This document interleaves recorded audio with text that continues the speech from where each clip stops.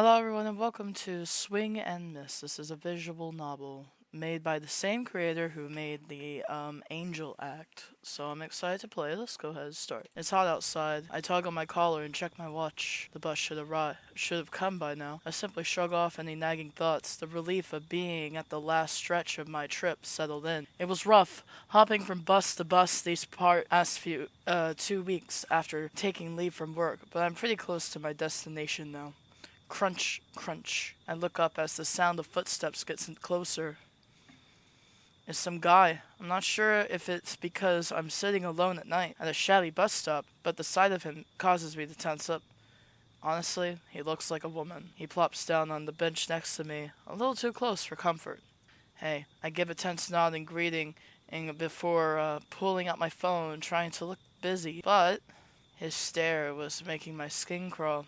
I could see from the corner of my eye that his gaze hadn't left me since he sat down. You mean hers. What the hell? I try to turn my attention back to my phone, but I can't focus. The bus is late, huh? I gaze intently at my phone, hoping he takes the hint. It's pretty hot tonight, huh? You look like you're sweating under those clothes. I look at him. He's wearing a crude grin. Look who's talking. Wait, did he move closer? Mind if I borrow a pen? I quickly dig around my bag for my only pin and toss it to him, hoping he'll leave me alone. Thanks. He winks and pulls out a crossword puzzle. I'm Jason, by the way. I look down at my phone, ignoring his attempt at introductions. You don't look like you're from around here. You're just like you're from the city. I quickly look up once more, and he's sitting even closer to me now. And that is when I promptly get up and walk away. Shocked past his roommate, and I scoot away a little.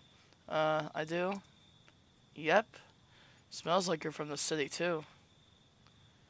Okay, weirdo. Quit smelling me. Thanks. Remove your nose this instant. I quickly get up and move to the other side of the bench, thoroughly creeped out. Jason grins from his spot on the bench and continues to ramble about the city. He seems to stay where he is as long as I don't ignore him. Something big happened a couple of weeks back, actually. A bunch of people died at the XYZ company. Cops still haven't found the culprit. What do you think about that? I saw it on the news, but I don't know much. The police probably know what they're doing. An attempt, a half-hearted shrug, and start to fidget with my sleeve. I'm sure some of them do. Thinking of heading home soon. You would make it to the victims' funerals otherwise. Why would I do that? Why not? You worked them so many years. I stuffed my hands into my pockets, brow scrunching. What are you talking about? I've never even worked there.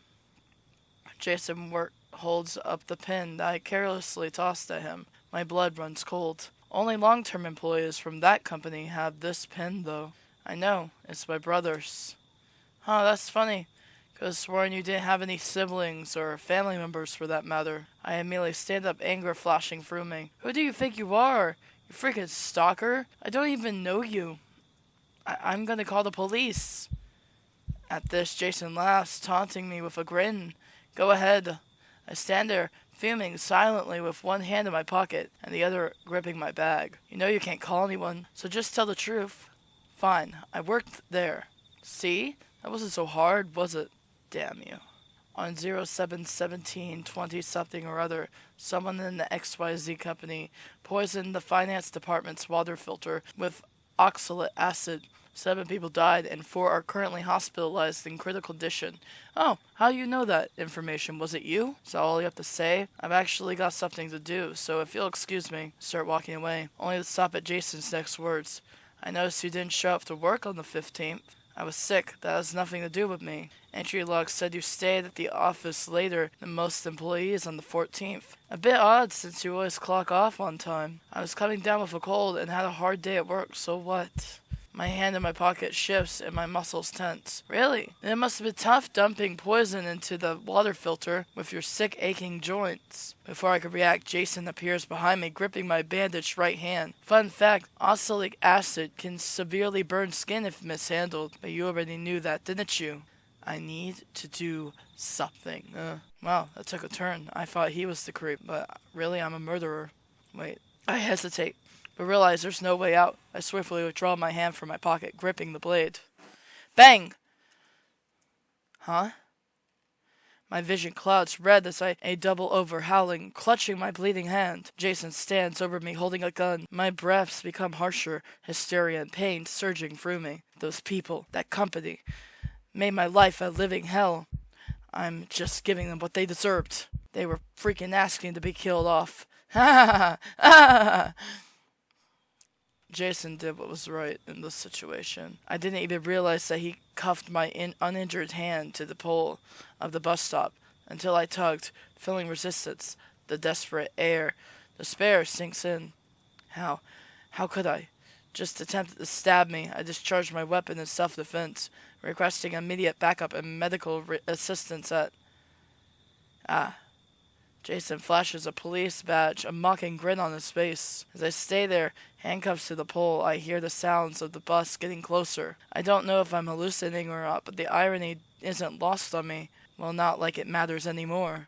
Wow. Well, I don't wait now. I can't waste a second. I take my knife out of my pocket and twist and swing, cutting through air as Jason jumps back to avoid it. Bang. I die anyway. Huh? My vision clouds red as I double over, howling, clutching my bleeding hand. Jason stands over me, holding a gun. My breaths becoming harsher, hysteria and pain surging through me. Those people, that company, made my life a living hell. I'm just giving them what they deserved. They were freaking asking to be killed off. Ha ha ha ha. I didn't even realize that he cuffed my uninjured hand to the pole of the bus stop until I tugged, feeling resistance. The despair sinks in. How could I? Just attempts to stab me. I discharged my weapon in self-defense, requesting immediate backup and medical assistance at... Jason splashed a police badge, a mocking grin on his face. As I stay there, handicapped to the pole, I hear the sounds of a bus getting closer.